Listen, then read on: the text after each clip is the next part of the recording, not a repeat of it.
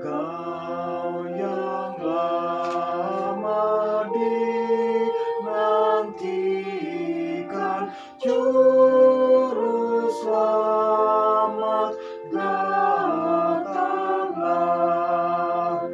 agar kami Kau sucikan dari dosa dan cela.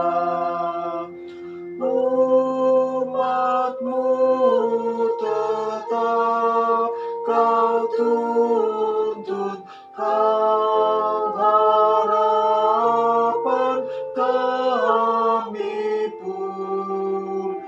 Bangsa dunia menunggu penghiburan kasih-Mu.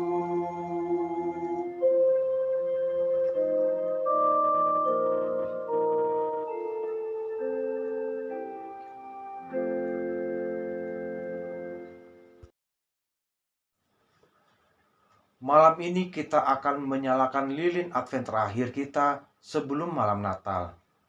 Kami sudah menyalakan lilin untuk harapan, damai, dan sukacita. Pada minggu Advent pertama, kita menyalakan lilin harapan. Pada minggu Advent kedua, kita menyalakan lilin damai. Pada minggu Advent ketiga, kita menyalakan lilin sukacita. Lilin hari ini membuat seluruh karangan bunga cerah. Lilin ini mengingatkan kita pada keindahan anugerah Allah. Tuhan telah memberi kita banyak karunia. Kadang-kadang kita mencoba menghitung berkat-berkat kita dan daftarnya selalu panjang. Namun dari semua pemberiannya, tidak ada yang lebih besar dari pemberian putranya, Yesus. Dalam memberi kita putranya, Dia memberi kita dirinya sendiri. Minggu ini kita menyalakan lilin kasih. 1 Yohanes 4 ayat 7-12.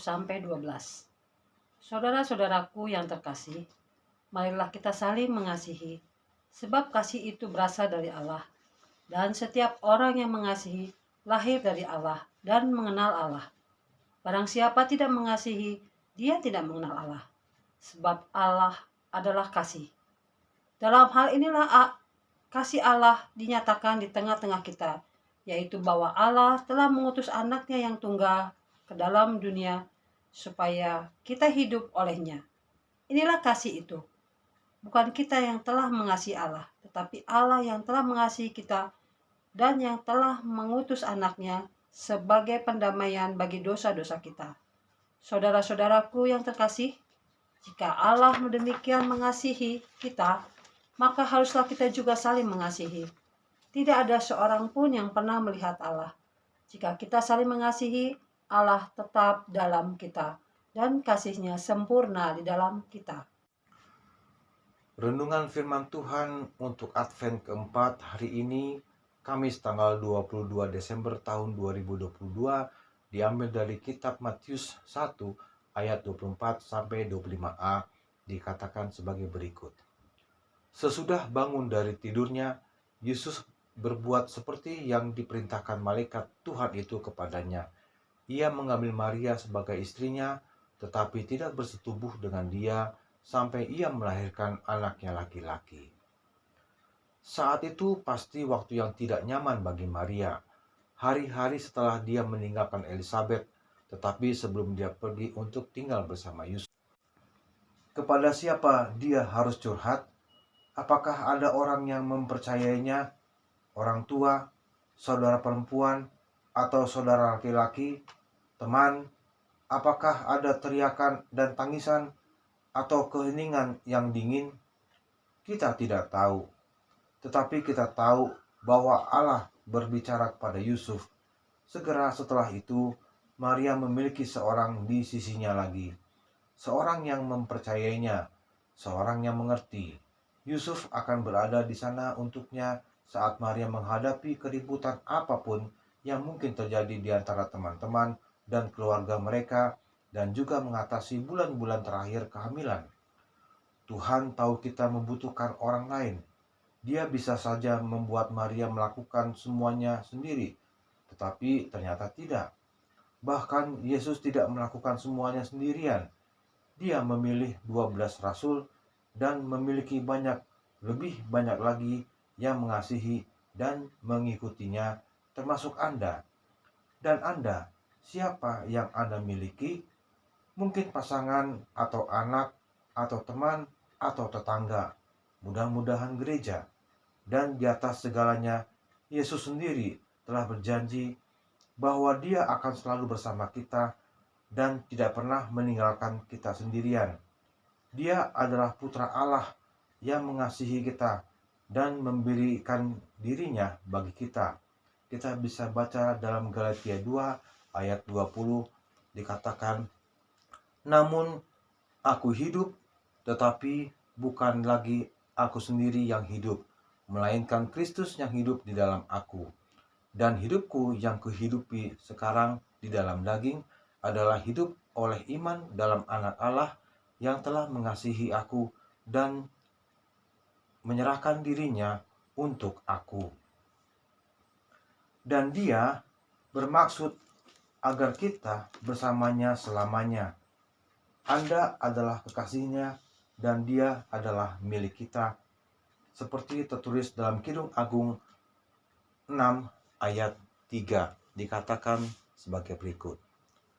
"Aku kepunyaan kekasihku, dan kepunyaanku kekasihku, yang mengembalakan domba di tengah-tengah bunga bakung." Mari kita berdoa. Ketika kami kesepian, Tuhan Yesus, bantulah kami untuk bersandar kepadamu. Amin.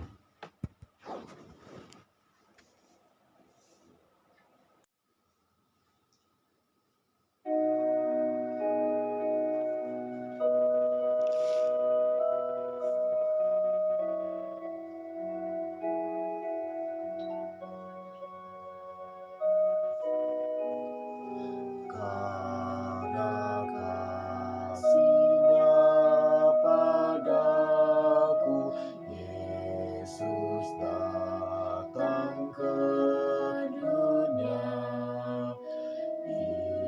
Dia telah memberi hidupnya gantiku yang bercela.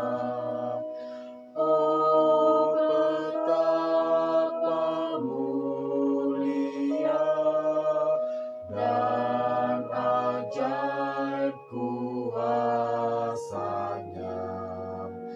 Kasih Juru Selamat dunia menebus manusia.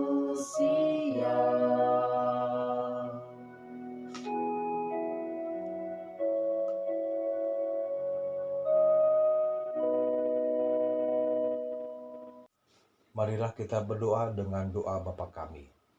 Bapa kami yang di surga, dikuduskanlah namamu, datanglah kerajaan-Mu, jadilah kehendak-Mu di bumi seperti di surga. Berikanlah kami pada hari ini makanan kami yang secukupnya, dan ampunilah kami akan kesalahan kami, seperti kami juga mengampuni orang yang salah kepada kami.